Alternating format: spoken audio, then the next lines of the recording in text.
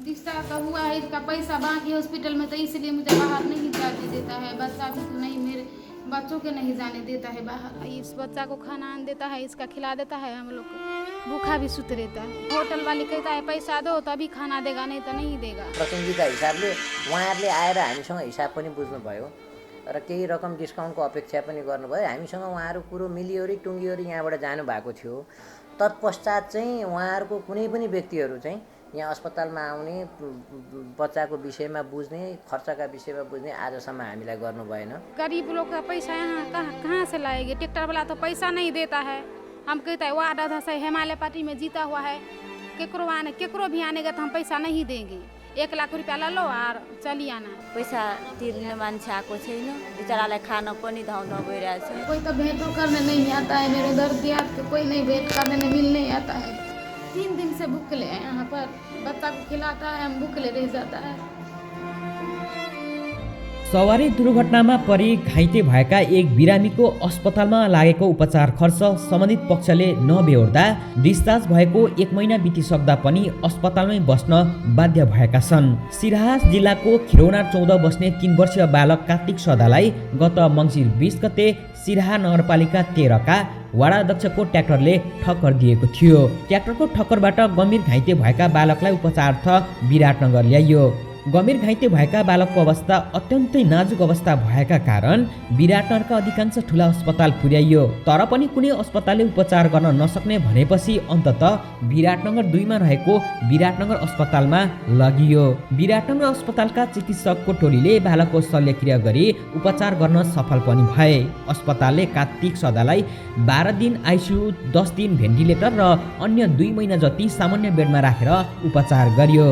दुर्घटनामा परि गम्भीर घाइते भएका कार्तिक सदाको टाउकोमा चोट लागेका कारण उनको घाँटी छेडेर पाइप लगाउनु पर्ने अवस्था समेत भएको थियो। कार्तिक सदालाई सिराहा नगरपालिका वाडा नम्बर 13 का वाडा अध्यक्ष सचिन शाहको ट्र्याक्टरले ठक्कर दिएको थियो। अस्पतालमा अहिलेसम्म 8,15,312 रुपैयाँ खर्च भइसकेको छ, जसमध्ये ट्र्याक्टर धनीले 3,51,000 अस्पताललाई पठाएको अस्पताल प्रशासनले जनाएको छ।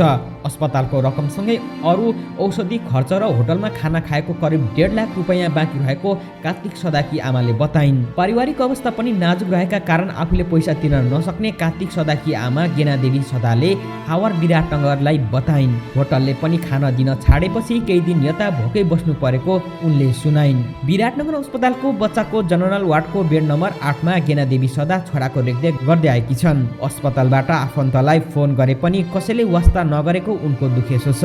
गिना देवीको श्रीमान गाउँमै ज्यालादारीमा काम गर्छन्। आफन्तबाट पनि अलि सहयोग लिएको पैसा पनि सकिएको उनले सुनाइन्। डिस्चार्ज भएको 1 महिना बितिसक्दा पनि छोरोलाई अस्पताल बाहिर लान पाउँदिनन्। कार्तिक सदाको दुर्घटनाकै कारण दाहिनेपट्टिको आँखा देख्न सक्दैनन् भने राम्रोसँग बोल्न नसक्ने भएका छन्। यता कार्तिकी आमा पनि केही दिन यता बिरामी भएको सुनाउँछिन्। आज हामीले अस्पतालमै पुगेर गेनादेवी र अस्पताल प्रशासनसँग यस विषयमा कुराकानी गरेका छौँ। यो बिरामी नानी कहिले ल्याउनु भएको थियो यहाँ? 20 गते अगहन में एकरा लो लिए कार्तिक सदा को। आपका बेटा है? हाँ, मेरा बेटा है। के भएर ल्याउनु भएको थियो रे? इसका सांस पूरे बंद हो गया था, इसका माथा में चोट लगा था, बरेंड में, कान में सलेहू बहा था, नाक में सलेहू बहा था, ये साफे मोरल मुर्दा था। इसका ट्रैक्टर वाला कभी नहीं देखे नहीं आया है। अब तक नहीं आया वो ट्रैक्टर वाला? नहीं आया है। ट्रैक्टर वाला सब कह रहा है से मुद्दा लारो तो पैसा देगा, मुद्दा लारो तो पैसा देगा, नहीं तो नहीं देगा। 4 लाख रुपया दिया है, इसका फाजिल नहीं दे रहा है। अब तक कितना अहिलेसम्म कति दिएको छ उपचार? 5 लाख रुपया दियो। अनि जस्तो अहिले नानीको चाहिँ के कस्तो थियो अवस्था उसको सुरुमा चाहिँ? उसको अवस्था तो एकदम, इसका तो जिए के कोनो व्यवस्था नहीं था। अब डॉक्टर सब इसका जिया दिया है। 3 महीना पछी, ये तो 1 महीना 15 दिन तक कुमा में रहा था, तब इसका होश आया। तब होश के बाद में इसका घाटी को ऑपरेशन कर दिया यहाँ पर। होय, वहाँ पर इसका ऑपरेशन यहाँ घाटीमा नि भएको थियो? हाँ, वहाँ पर ऑपरेशन करा है। अनि अब ये तो एकदम कुछ नहीं खाता था, ये तो लेट के इतना सूखा रहता था। अब इसका से ऑपरेशन हुआ, इसका आँख भी खराब हो गया, ये आँख से देखता भी नहीं, नहीं देखता। इसका मुँह भी टेढ़ हो गया है और ट्रैक्टर वाला अभी तक नहीं आया है। ये ट्रैक्टर वाला डीएसपी साहब कह रहे थे मुद्दा लो तभी पैसा देगा, नहीं तो नहीं देगा पैसा। कति छ उपचार यहाँ पैसा तिर्नुपर्ने चाहिँ कति रहेछ? पैसा वहाँ पर तो 10-12 लाख रुपया होगा ही, 12 लाख रुपया होगा ही पूरा। अभी तक कितना दिया है? अभी तक तो 5 लाख रुपया ही मात्र दिया है। आपको डिस्चार्ज कहिले गरेको थियो डिस्चार्ज? डिस्चार्ज तो बहुत दिन हो गया है, 10-12 दिन हुआ है डिस्चार्ज करने के लिए। वहाँ पर पैसा नहीं देता है तो यहाँ से जाने नहीं देता है, पैसा ही देगा तभी जाने देगा। ये अस्पतालले पैसा दिनु अनि मात्रै जानु? हाँ जाने। वहाँ पर हो तपाईँले जस्तो त्यो ट्र्याक्टरवाला धनीलाई फोन गर्दा के भन्नुहुन्छ त? भन्छ मुद्दा ला तभी पैसा देगा, नहीं तो नहीं देगा। के को मुद्दा लड्नुपर्ने? वो केस मुद्दा कर रहे हैं ना, तो इसका लड़ना पड़ता है, उठाना पड़ता है। जो हार गया हार जाएगा तो पैसा नहीं देगा, जो जीतेगा उसका पैसा ही हो जाएगा।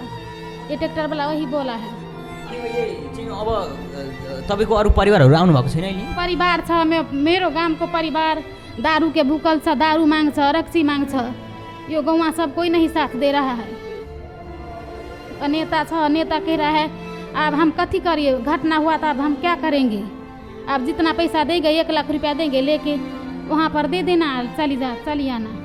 नेता कह रहा है खिलौना। अहिले तपाईँ चाहिँ अनि खानाहरू खानपिनहरू?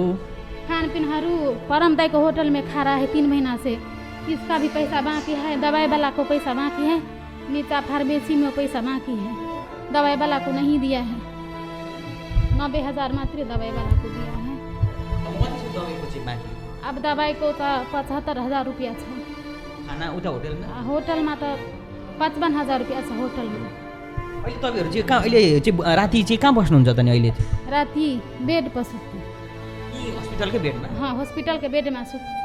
कार्तिक सदाकी आमाले प्रहरीलाई र गाउँका स्थानीय नेतालाई भने तापनि वास्तै नगरेको बताइन्। अस्पतालमा बस्दा बस्दा 1 महिनादेखि टाउको दुख्ने बिरामी भइसकेको उनले अस्पतालको बेडबाट दुखेसो पोखिन्।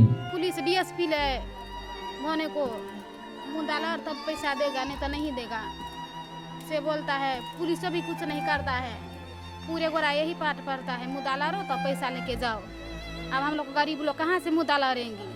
गाउँको छिमेकीहरूले वार्ड अध्यक्षले गएर भनेको रहेन? हाँ सबका मालूम है, वार्ड अध्यक्ष तो वार्ड अध्यक्ष है। अब इसका भी साथ में बहुत लोग है, मेरा गरीब लोग का कोई नहीं साथ देता है, गाँव घर नहीं साथ देता है, तो हम लोग कहाँ से क्या करेंगे? वहाँ पर तो भूखा प्यासा रहता है। अब मेरा भी बीमार पड़ गया है, 1 महीना से बीमार है, माथा भी दुखता है। अब हम कहाँ से दवाई, बेटा को दवाई करोगा कि हम अपने दवाई करोगा? त्यति मात्र होइन, होटलमा पैसा नदिएका कारण भोक भोकै बस्नु परेको उनले यसरी सुनाइन्।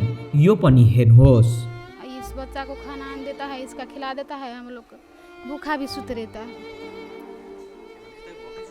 हाँ भूखे भी सुत रहता है, खाना अच्छा नहीं लगता है। होटल वाली कहता है पैसा दो तभी खाना देगा, नहीं तो नहीं देगा। यता विराटनगर अस्पतालका लेखा अधिकृत सुभाष पोखरेलले पनि सवारी दुर्घटना गर्ने पक्षले नै औषधि उपचार गराउने भनेर अस्पतालसँग कुरा गरेको बताउनु भयो।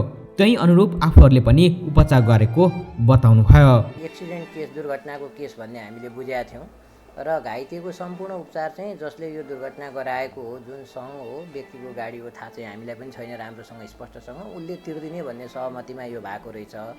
9-10 दिनको भेन्टिलेटर, आइसियु बसाई, 12-15 दिनको आइसियु बसाई पश्चात बिरामीलाई हामीले बचाउन सफल भयौँ होइन। र क्रमशः पनि उपचार सकिएको थिएन, तत्पश्चात राख्नुपर्ने वार्डहरूमा राख्दै निरन्तर हामीले बच्चालाई उपचार गर्दै गयौँ। अस्पतालमा मङ्सिर 20 गते भर्ना भएका बालकलाई उपचारपछि माघ 16 गते नै डिस्चार्ज गरेको भए तापनि अस्पतालमा कोही पनि नआएका कारण बच्चा र आमा अस्पतालमा नै बस्न बाध्य भएको पोखरेलले बताउनु भयो। यसको अबको एउटै मात्र विकल्प भनेको दुर्घटना गराउने पक्ष अस्पतालमा नै आएर बालकको उपचारमा लागेको खर्च बिहोर्नुपर्छ। यता अस्पतालले पनि गर्न सक्ने छुटको व्यवस्था गर्ने उहाँले बताउनु भयो। हामीले यस्तो जोखिम अवस्थाको बच्चालाई उपचार गऱ्यौँ, हामीले बचायौँ पनि। यो हामीले त बच्चाको उपचार गरिसकेपछि हामीलाई कसले पैसा ल्याएर बुझाउँछ भन्ने इम्पोर्टेन्ट हुँदैन होइन। हामीलाई चाहे त्यो दुर्घटना गराउनेले दिउन्, चाहे बिमारीका मान्छेले दिउन्, हामीले गरेको उपचारको खर्च हामीलाई बुझाउनुपर्छ।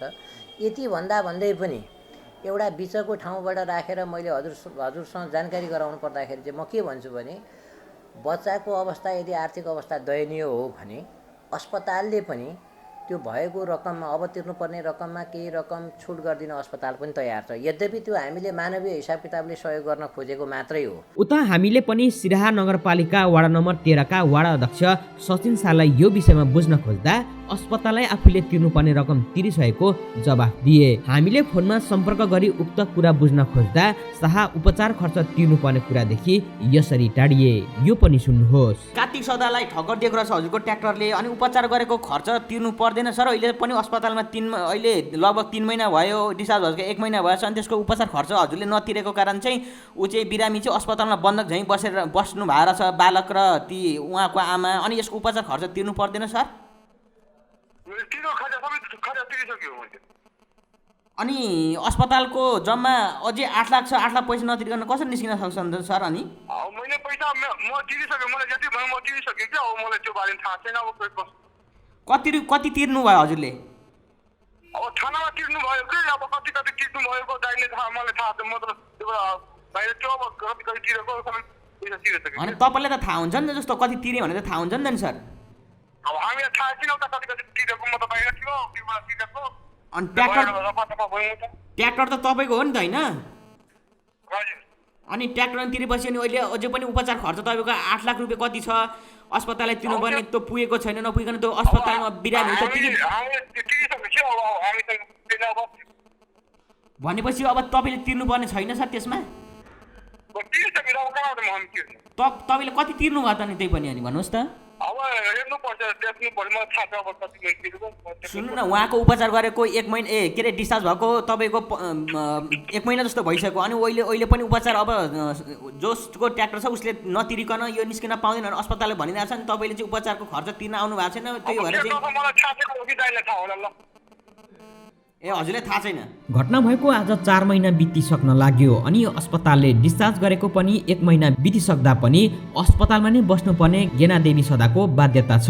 अर्को दुःखको कुरा त झनै पैसा नभएका कारण होटलहरूले पनि खान दिन छाडेका कारण 3 वर्षीय बालकलाई दैनिकी खानपिन गराउन पनि समस्या हुँदै आएको छ। सवारी दुर्घटना बारे जिल्ला प्रहरी कार्यालय सिराहाले हेरिरहेका कारण दुर्घटना गराउने पक्षलाई यथाशीघ्र नियन्त्रणमा लिएर घटनाबारे यथार्थ छानबिन गरी पीडित पक्षको उपचार लागेको खर्च अस्पताललाई बिहोरी अस्पतालबाट बालक र आमाको उद्धार गर्नु आवश्यक छ र अस्पतालले पनि आफूले सकेको जति उपचार लागेको खर्चमा छुट दिन सके उपचार गराउने पक्षलाई केही सहज अनि बालक र आमालाई राहत मिल्ने पो थियो कि। आवर विराटनगर.in का लागि क्यामेरामा सुरञ्जन लिम्बुका साथ प्रेम देवान, विराटनगर।